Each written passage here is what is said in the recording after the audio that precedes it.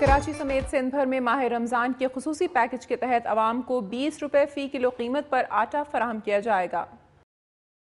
Flower mills ایسوسی ایشن Sindh circle کے چیئرمین محمد یوسف کے مطابق 2 روز میں محکمہ خوراک کی جانب سے فلاور ملز کو 2,20,000 ٹن گندم فراہم کر دی جائے گی، جس میں 1,20,000 ٹن گندم صرف کراچی کی فلاور ملز کے لیے ہوگی۔ انہوں نے بتایا کہ پیر سے فلاور ملز کے باہر سٹال لگا کر 20 روپے فی کلو کے حساب سے آٹا فراہم کیا جائے گا۔ بچت بازاروں اور عام دکانوں پر بھی 10 کلو آٹے کے تھیلے 200 روپے میں دستیاب ہوگا۔ ناظرین، رمضان الکریم رحمتوں اور برکتوں کا مہینہ ہے، جس میں ایک جانب تو لوگ پہلے سے زیادہ عبادات اور ریاضت میں مشغول ہو جاتے ہیں، تو دوسری جانب ذخیرہ اندوز اور منافع خور بھی اپنی کارگزاریاں بڑھا دیتے ہیں، جس کے باعث روزہ دار رمضان کی حقیقی رحمتوں سے محروم رہ جاتے ہیں۔ حکومت نے منافع خوری کے تدارک کے لیے جو اقدامات کیے وہ کہاں تک مؤثر ہیں، دیکھتے ہیں کراچی سے محمد محسن کی اس رپورٹ میں۔ دنیا بھر کی طرح ہمارے یہاں بھی اشیاء خورد و نوش کے نرخوں میں استحکام رکھنے کے لیے ادارے قائم ہیں۔ اس کے باوجود بھی شہری ہر چیز کئی گنا قیمتوں پر خریدنے پر مجبور ہیں، اور رمضان المبارک کی آمد کے ساتھ ہی جیسے ان اشیاء کی قیمتوں کو پر لگ جاتے ہیں۔ اداروں اور دکانداروں کی اس کھینچا تانی میں اگر کوئی پستہ ہے تو وہ صرف عوام ہیں۔ شہری حکومت نے حسب سابق نرخ نامہ جاری تو کر دیا، تاہم اسے نہ تقسیم کیا اور نہ ہی اس پر عمل درآمد کے لیے اقدامات کیے۔ حیرت انگیز امر یہ ہے کہ اشیاء خورد و نوش کی رائج قیمتیں شہری حکومت کے نئے نرخ نامے سے کئی گنا کم ہیں، جس کی مثال یہ ہے کہ بکری کا 1 نمبر گوشت جو ابھی 350 روپے فی کلو ہے، نئے نرخ نامے میں اس کا نرخ 440 روپے فی کلو کر دیا گیا۔ بارشوں کے نتیجے میں آنے والے سیلاب سے بچاؤ کے اقدامات نہ صرف حکومت بلکہ بین الاقوامی برادری بھی کر رہی ہے، جس کے بعد امید ہے کہ متاثرین سیلاب کی بحالی جلد ممکن ہو جائے گی۔ تاہم مہنگائی کے سیلاب پر بند باندھنے کو کوئی تیار نہیں، جس نے عوام کو ادموا کر دیا ہے۔ کیمرامین مستنصر حسین کے ساتھ محمد محسن، دنیا نیوز، کراچی۔ ناظرین، سندھ کی صورتحال آپ نے ملاحظہ کی، اب رخ کرتے ہیں صوبہ بلوچستان کی طرف اور نظر ڈالتے ہیں صوبے کی چیدہ خبروں اور رپورٹس پر۔ کوئٹہ کے علاقے سریاب روڈ پر مسجد سے نماز پڑھ کر نکلنے والوں پر نامعلوم افراد کی فائرنگ سے 2 افراد جاں بحق اور 1 شخص زخمی ہو گیا۔ پولیس کے مطابق نانی بی بی زیارت کے قریب واقع مسجد سے لوگ جمعے کی نماز پڑھ کر نکل رہے تھے کہ نامعلوم افراد نے ان پر فائرنگ کر دی، جس کے نتیجے میں ایک نوجوان محمد اکرم لیڑی موقع پر جاں بحق جبکہ محمد عاطف اور عبد الواحد زخمی ہو گئے، جن کو فوری طور پر طب امداد کے لیے سول ہسپتال پہنچایا گیا، جہاں پر محمد عاطف بھی زخموں کی تاب نہ لاتے ہوئے دم توڑ گیا۔ پولیس نے مقدمہ درج کر لیا ہے۔ بلوچستان پولیس نے بی این پی مینگل کے مرکزی سیکرٹری جنرل حبیب جالب کے قتل میں ملوث 2 ملزمان کو گرفتار کر کے ان کی قبضے سے موٹر سائیکل اور بھاری اسلحہ برآمد کر لیا ہے۔ آئی جی پولیس ملک جاوید اقبال نے کوئٹہ میں میڈیا کو بتایا کہ قتل کی تفتیشی ٹیم نے حبیب جالب کے منشی اعجاز احمد سے پوچھ گچھ کی تو اس نے اپنے 3 ساتھیوں کی نشاندہی کی۔ پولیس نے ایک ملزم منیر کو گرفتار کر لیا جبکہ دوسروں کی گرفتاری کے لیے چھاپے مارے جا رہے ہیں۔ آئی جی کا دعویٰ ہے کہ ملزموں نے حبیب جالب کو ذاتی انات کے تحت قتل کیا۔ ملزموں کے ساتھ مقتول کی رشتہ داری بھی تھی۔ ملزموں نے نماز جنازہ میں شرکت بھی کی تھی۔ آئی جی نے پولیس پارٹی کے لیے وزیر اعلیٰ کی جانب سے 10 لاکھ روپے انعام کا اعلان کیا۔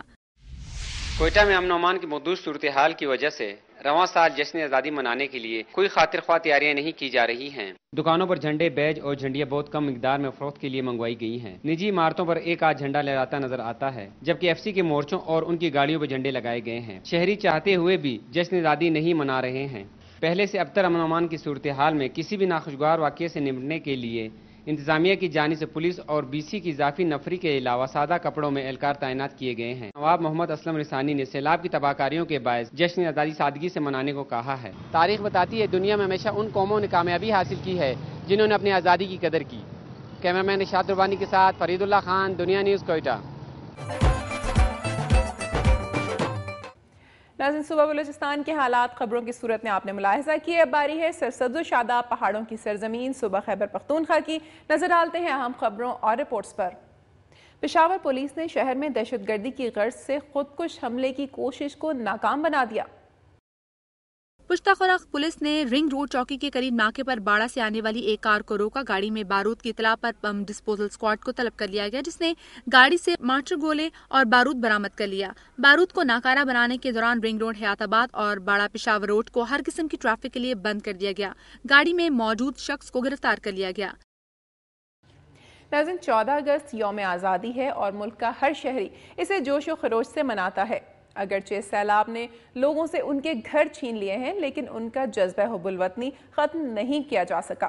پشاور کے امدادی کیمپ میں مقیم ایسے ہی ایک بچے کی کہانی ہمیں بتا رہی ہیں پشاور سے انیلا شاہین اپنی اس رپورٹ میں۔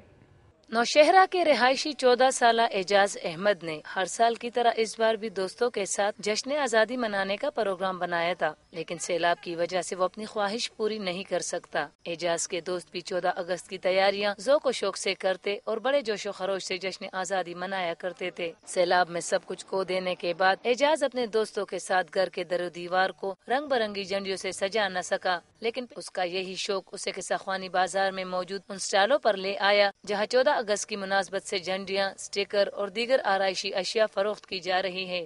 زندہ قومیں وہی ہوتی ہے جو اپنی آزادی کے دن کو جوش و خروش سے مناتی ہے، لیکن وقت کا تقاضا ہے کہ 14 اگست کی تقریبات پر اٹھنے والے اخراجات سیلاب سے متاثرہ اعجاز احمد اور ان جیسے لاکھوں خاندان پر خرچ کی جائے۔ پشاور کے ریلیف کیمپوں میں موجود یہ پول جیسے بچے بھی 14 اگست کی خوشیاں منانا چاہتے ہیں، لیکن بدقسمتی سے سیلاب نے جہاں ان سے ان کا آخری ٹھکانہ چھین لیا وہاں ان کی ننھی منی خواہشیں بھی چھین لی۔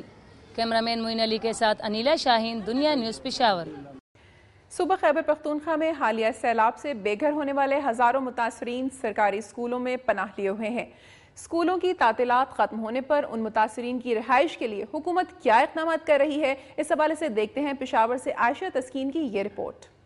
تباہ کن سیلاب میں سروں کی چھتیں چھن جانے کے بعد سیلاب زدہ علاقوں کے ہزاروں خاندان پشاور کے سرکاری اسکولوں میں بے سر و سامانی کی حالت میں اپنا گزر بسر کر رہے ہیں۔ موسم گرما کی چھٹیاں ہونے کے باعث تعلیمی سرگرمیاں نہ ہونے کی وجہ سے یہ عارضی ٹھکانے متاثرین کو دستیاب ہیں، لیکن جو تعطیلات ختم ہونے کے دن قریب آ رہے ہیں، آفت کا شکار ان لوگوں کو اپنی یہ عارضی جائے پناہ چھنتی دکھائی دے رہی ہے اور انہیں یہ خدشات ستا رہے ہیں کہ اب وہ جائیں تو جائیں کہاں۔ پشاور کے سرکاری اسکولوں میں 1 ستمبر سے تعطیلات ختم ہو رہی ہیں۔ ریلیف کیمپوں میں تبدیل کیے گئے اسکولوں کے ہر کلاس میں 2 سے 3 خاندان مقیم ہیں۔ ایسی صورتحال میں طالب علموں کی تعلیمی سرگرمیاں شروع کرنا ممکن نہیں۔ صوبائی وزیر تعلیم سردار حسین بابک کا کہنا ہے کہ اگست کے آخر تک متاثرین کی ان کے گھروں کو واپسی ممکن نہ ہو سکی تو تعطیلات بڑھائی جا سکتی ہیں۔ سرکاری اسکولوں میں قائم ریلیف کیمپوں میں پناہ لیے ہزاروں بے گھر افراد کو ضلعی انتظامیہ اسکولوں سے باہر ریلیف کیمپوں میں منتقل کرنے کا ارادہ رکھتی ہے۔ سیلاب کی تباہ کاریوں کے باعث بے گھر ہوئے 16,000 سے زائد خاندان پشاور میں 243 اسکولوں میں قسم پرسی کی زندگی گزار رہے ہیں۔ گھروں کی تباہی کے بعد سرکاری اسکولوں میں مقیم ان سیلاب متاثرین کو